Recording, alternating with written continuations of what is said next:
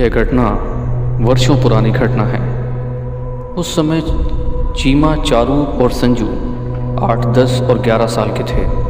उनके पिता श्रीकांत दत्त और मासूदा दत्त पेशे से डॉक्टर थे। कई बार इमरजेंसी केस आ जाने पर मजबूरीवश उन लोगों को बच्चों को घर पर अकेला छोड़कर हॉस्पिटल जाना पड़ता था। इसी कारण उन्होंने बच्चों की देखभाल के लिए एक आया का प्रबंध कर रखा था। वह स्त्री स्थायी रूप से डॉक्टर श्रीकांत दत्त के परिवार के साथ ही रहती थी। एक रात श्रीकांत और उनकी पत्नी को एक इमरजेंसी केस देखने के लिए बाहर जाना पड़ा। उस रात बच्चों की आया राधा को तेज बुखार था, मगर फिर भी वह बच्चों के प्रति अपनी जिम्मेदारी को समझते हुए उनके पास आई। बच्चे खाना खा चुके थे। राधा को देखते ही संजू लपक कर उसके पास आकर उससे बोला, राधा आंटी, आपको तो तेज बुखार है। आप भूल गई पापा ने क्या कहा था? उन्होंने कहा था कि आपको आराम की सख्त ज़रूरत है। राधा संजू के बालों में उंगली फिराते हुए स्नेह भरे स्वर में बोली, अगर मैं तुम्हें ना देखूं तो मैं दुगनी बीमार पड़ जाऊंगी। तुम बच्चों को देखकर मुझे अजीब सा सुकून मिलता है। सच कहूं तो तुम ही मेरे दिन का चैन और रात का आराम हो। आइए, इधर आइए। 8 वर्षीय चीमा राधा का हाथ पकड़कर बोली, रोज़ आप हमारा ख्याल रखती हैं, मगर आज हम आपकी देखभाल करेंगे। गोरी चिट्टी खूबसूरत गुड़िया जैसी चीमा की बात सुनकर 40 वर्षीय राधा की आंखें भर आईं। बाल विधवा राधा की ममता का समुद्र ठहाटे मारने लगा था। चारू ने अपने बेड का तकिया ठीक कर राधा को बिस्तर पर लेटाने में चीमा और संजू की मदद की, और फिर संजू उसके पैर दबाने लगा।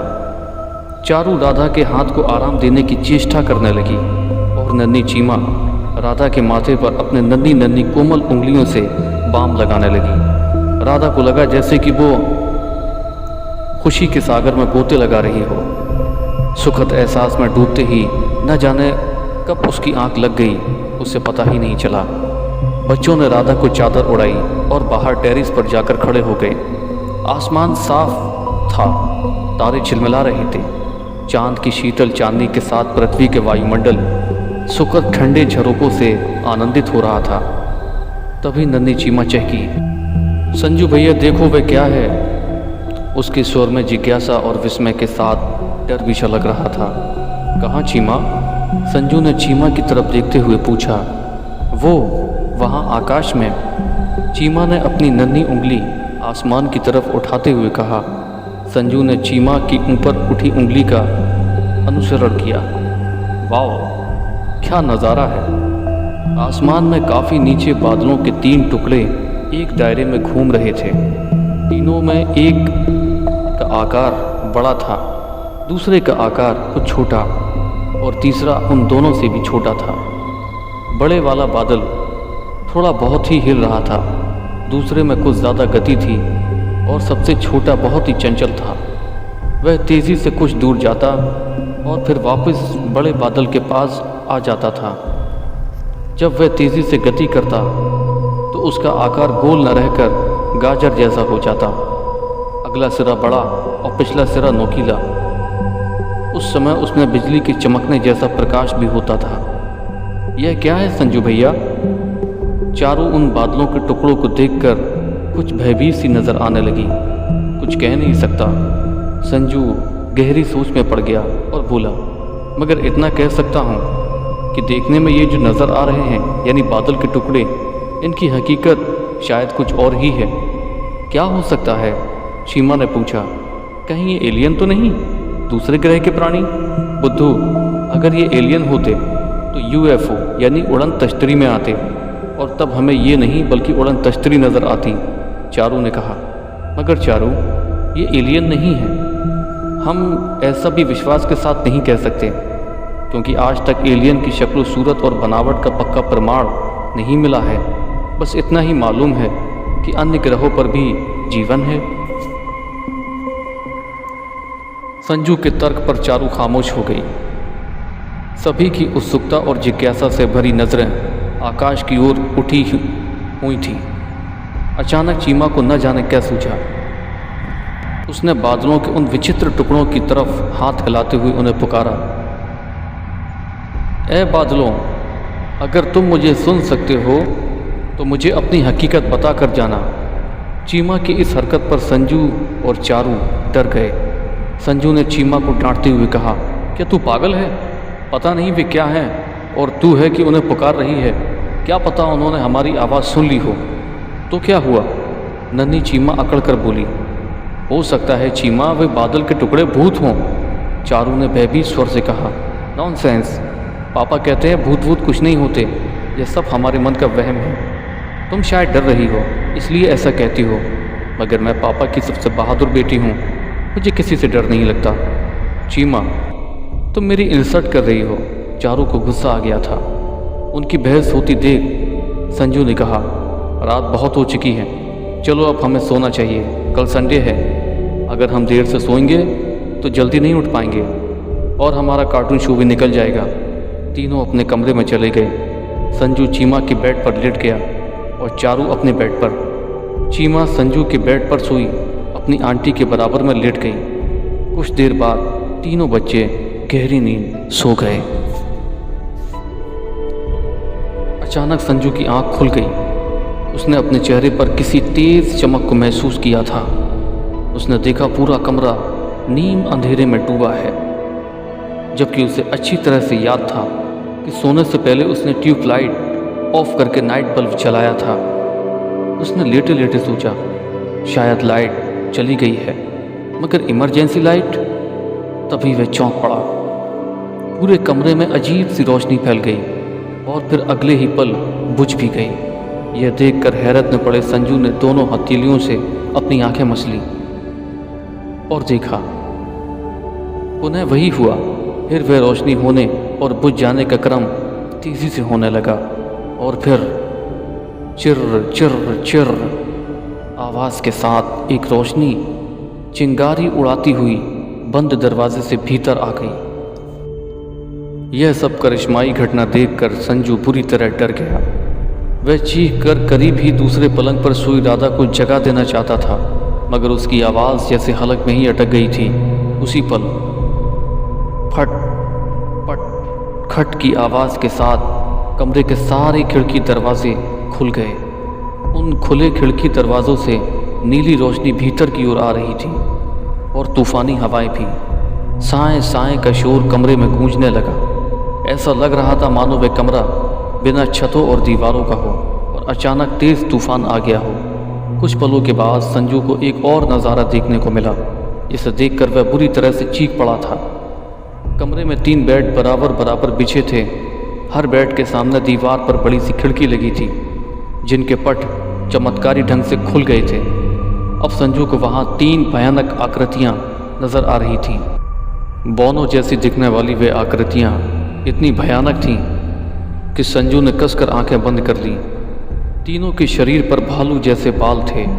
उनकी आंखें चमकदार लाल रंग की थीं, जिसके केंद्र में नीले रंग के बल्ब से जल रहे थे। उन विचित्र जीवों की आंखों में इतनी रोशनी थी कि उसकी छवि स्पष्ट दिखाई दे रही थी। बालों से ढके चेहरे पर मोटी व लंबी नाक, ठोड़ी तक झूलता निचला होंठ, जिस पर ऊपरी जबड़े के लंबे लंबे भूरे रंग के दांत साफ साफ चमक रहे थे। उन विचित्र जीवों के लंबे नाखून किसी चमकीले स्टोन जैसे चमकदार थे। इतने भयानक जीवों को देखकर संजू डर से थर थर कांपने लगा।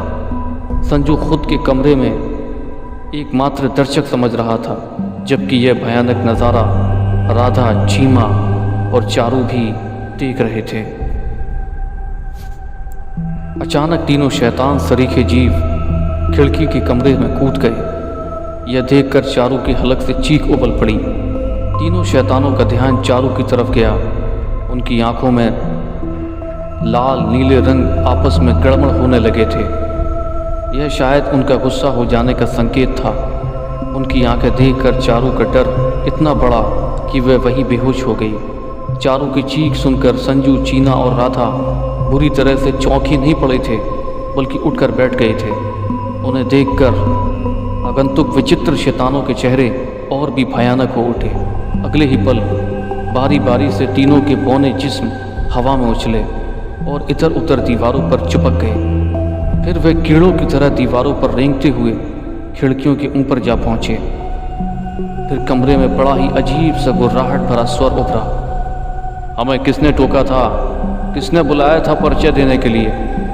इस बार संजू और चीमा बुरी तरह चौंक पड़े। कुछ समय पूर्व आकाश की ओर थिरकते बादलों के टुकड़ों की यादें उनके जहन में ताज़ा हो गईं। क्या ये तीनों शैतान बादलों के रूप में वायुमंडल में घूम रहे थे, वो भी इतने भयानक? संजू ने सोचा। बोलते क्यों नहीं? गुर्राहट के साथ एक दहाड़ उभरी और इन तीनों में जो बड़ा लग रहा था उसका मुंह खुल गया। करीब 4 इंच के खुले जबड़े को उसके लंबे लंबे दांतों ने ढक लिया था। वह पुनः गुर्राया। सुना नहीं तुम लोगों ने? मुझे गुस्सा मत दिलाओ, वरना अभी इसी वक्त मैं सबका खून पी जाऊंगा। कौन हो तुम लोग? राधा ने साहस करके उनसे पूछा। जवाब में बड़े शैतान का जगह काला धुआं नजर आने लगा था, जिसे देखकर राधा वैसे भी डर गई थी। राधा ने देखा वो फर्श पर उतरते उतरते सफ़ेद हो गया और फिर वही शैतान का रूप धारण कर लिया। मैं जंगली आदिवासी सरदार का प्रेत हूँ। ये मेरी पत्नी और बेटी है। हम तीनों को नरबख्शियों ने मार डाला था। इसी कारण हम सालों से प्रेत बनकर घूम रहे हैं। आज कुछ देर पहले हम सफ़ेद बादल बनकर हवा में घूम रहे थे, तभी किसी बच्चे ने हमें पुकारा था। हमारा नियम है, जो हमें टोक देता है हम उसी का खून पीकर और मांस खाकर अपनी भूख और प्यास मिटाते हैं। इसीलिए अगर अपनी जान गंवाना नहीं चाहते तो जल्दी से बोलो, मुझे किसने पुकारा था, वरना सब मारे जाओगे। राधा उस आदिवासी प्रेत की बात समझ नहीं पाई, मगर संजू और चीमा की हालत बहुत ख़राब हो गई। उनकी शक्लें देखकर भयभीत राधा समझ गई कि उनमें से किसी के पुकारने पर ही ये बलाएं घर में घुस आई हैं। उन्हें चुप देखकर आदिवासी सरदार का प्रेत संजू की तरफ बढ़ा। उसके दोनों खौफनाक पंजे आगे की तरफ यूं फैले जैसे वे संजू की गर्दन दबोचने जा रहा हो। उसे संजू की तरफ बढ़ता देखकर चीमा की सांसें तेज होने लगीं। नन्ही चीमा पसीने में नहा उठी। आदिवासी सरदार का प्रेत संजू की गर्दन पर अपने भयानक पंजे जमाने ही वाला था कि तभी चीमा चीख कर बोली, मेरे भैया ने तुम्हें नहीं पुकारा था, वह मैं थी। मेरे भैया को छूना भी मत। उसकी चीख पर प्रेत जहाँ का तहाँ ठिठक कर रह गया। उसी के साथ वह किसी बवंडर की तरह घूमता हुआ चीमा के पास आ पहुँचा। उसी समय बेहोश चारू को होश आ गया। जब उसने प्रेत को चीमा के निकट देखा तो वह बुरी तरह से कांप उठी। राधा उससे कह रही थी, इस मासूम को कुछ मत कहना, इसका कोई दोष नहीं है। यह भला क्या जानती थी कि तुम किसी आदिवासी सरकार के प्रेत हो? यदि इसे मालूम होता तो ये तुम्हें क्यों पुकारती? इसे माफ़ कर दो। राधा की बात सुनकर तीनों प्रेत रोंगटे खड़े कर देने वाले ढंग से हंसने लगे। आदिवासी सरदार का प्रेत अपनी हंसी रोकते हुए बोला, माफ़ करना, हमारा काम नहीं है। हम पूरे 1 साल से भूखे हैं। बादल बनकर हम इसलिए घूम रहे हैं ताकि कोई हमें टोके और हम उसके मांस व खून से अपनी प्यास बुझाएं। यह एक छोटी बच्ची है। इसका नरम गोश्त और ताज़ा खून बड़ा मज़ेदार लगेगा। नहीं, राधा ने चीमा को अपने सीने से लगा लिया, इसे छूना भी मत। उधर चारू को पुनः चक्कर आने लगे। उसे लगा कि वह दोबारा बेहोश होने वाली है, मगर अपनी छोटी बहन को मुसीबत में देखकर उसने खुद को संभालने का प्रयास किया। वह मन ही मन ईश्वर को याद करने लगी। एक आश्चर्यजनक परिवर्तन उसने खुद में महसूस किया। भगवान का स्मरण करने से उसे शारीरिक और मानसिक बल मिला था। तभी उसे अपनी दादी की सुनी हुई कहानी याद आ गई, जिसमें भूत भगवान से डर गया था और उनके स्पर्श से मर भी गया था। 10 वर्षीय चारू की आंखें कमरे में घूमने लगीं। तभी उसकी नज़र टेबल पर रखी शिव की मूर्ति पर पड़ी। वह मूर्ति उसकी दादी के पूजा घर की थी, जिसे उन्होंने चारू को गिफ्ट करते हुए कहा था, यह ईश्वर की प्रतिमा सदैव तुम्हारी रक्षा करेगी। चारू ने बेहद खामोशी से हाथ बढ़ाकर अपने सिरहाने टेबल पर रखी मूर्ति उठा ली और प्रेत की तरफ देखा। एक प्रेत जो आदिवासी सरदार का प्रेत था, चीमा के बराबर में खड़ा था। तभी दीवार पर खिड़की के ऊपर चुपके अन्य 2 प्रेत भी नीचे उसके निकट आ खड़े हुए थे। आदिवासी सरकार ने प्रेत ने चीमा को राधा से झपट लेने के लिए अपने पंजे फैलाए। चारू के जिस्म में जैसे बिजली भर गई। वह अपने बेड से उतरकर चीमा के बेड पर जा पहुंची। इससे पहले चीमा को झपटने को आतुर प्रेत कुछ समझ पाता, चारू ने शिव की मूर्ति उसके आगे को फैले पंजे से स्पर्श कर दी और ऊंचे स्वर में जयकारा लगाया। शिव की मूर्ति से स्पर्श होते ही आदिवासी सरदार के प्रेत के हाथों में आग लग गई। वह दर्द से छटपटाने लगा। वह मूर्ति से दूर हो जाना चाहता था, मगर मूर्ति ने उसे नहीं छोड़ा। कुछ ही पलों में वह प्रेत जलकर भस्म हो गया। चारू तुरंत बाकी प्रेत की तरफ पलटी। दोनों प्रेत अपने प्रेत की दशा देखकर बुरी तरह डर गए थे। वे चारू और उसके हाथ में थमी शिव प्रतिमा को देखकर पीछे सरकने लगे। उसी समय चारू ने देखा कि संजू उन प्रेतों के पीछे जा पहुंचा था। उसके हाथ में शेरा वाली माँ का लॉकेट था। वह लॉकेट उसे दादी ने दिया था, मगर संजू ने उसे कभी पहना नहीं था। आज उसी लॉकेट को अपनी सुरक्षा का हथियार बनाकर वह मैदान में उतर गया था। उसने लपक कर आदिवासी सरदार के प्रेत की बेटी के गले में वह लॉकेट डाल दिया। लॉकेट गले में डलते ही वह बुरी तरह तड़पने लगी और भयानक चीखें मारने लगी। उसी समय चारू ने शिव प्रतिमा को सरदार प्रेत की पत्नी के जिस्म में स्पर्श कर दिया। देखते ही देखते दोनों माँ बेटी जलकर भस्म हो गईं। अब कमरे में राख के 3 ढेर पड़े थे, जो कुछ पलों के बाद ही अपने आप गायब हो गए। चीमा भागकर संजू और चारू से लिपट गई। राधा की भी आंखें भर आईं। यह खुशी के आंसू थे। बच्चों के सिर पर अचानक रूप से मंडराता खतरा अब हमेशा के लिए दूर हो गया था। राधा बच्चों के करीब आकर बोली, आज तुम लोगों ने सिद्ध कर दिया है कि तुम बहादुर बच्चे हो, पापा मम्मी के बहादुर बच्चे। चीमा चहकी, चारू दीदी, आज आपने मुझे बता दिया है कि आप ही पापा की सबसे बहादुर बेटी हो। तुम भी बहुत बहादुर हो चीमा, चारू ने खुश होते हुए कहा। सॉरी दादी, मैंने आपका कहा नहीं माना और आपका मजाक भी उड़ाया। अगर मैं आपकी बात मान जाती तो ये मुसीबत नहीं आती। मुझे भी अपनी गलती का एहसास हो रहा है। संजू ने फर्श पर पड़े शेरा वाली माँ के लॉकेट को उठाते हुए कहा, दादी माँ ने मुझे लॉकेट पहनने को दिया था ताकि मैं हमेशा बुरी आत्माओं से सुरक्षित रहूं, मगर इसे पहनना अंधविश्वास मानकर मैंने इसे कभी नहीं पहना। मैंने इसे चीमा की बेड के दराज में डाल दिया था। भगवान शिव की मूर्ति का चमत्कार देखकर मुझे इसकी याद आई। मैं भी रोज़ अब भगवान शिव की पूजा किया करूँगी। तीनों बच्चे अपनी अपनी गलती पर शर्मिंदा थे। राधा ने उनसे कहा, बच्चों, भगवान ने इंसानों के साथ साथ शैतानों को भी बनाया है, जो किसी के भी रूप में आ सकते हैं। इसलिए यदि तुम्हें कोई विचित्र चीज़ नज़र आए तो उसे कभी टोकना या पुकारना नहीं चाहिए। तीनों बच्चों ने यह प्रण कर लिया कि अब वे ऐसी गलती कभी नहीं करेंगे।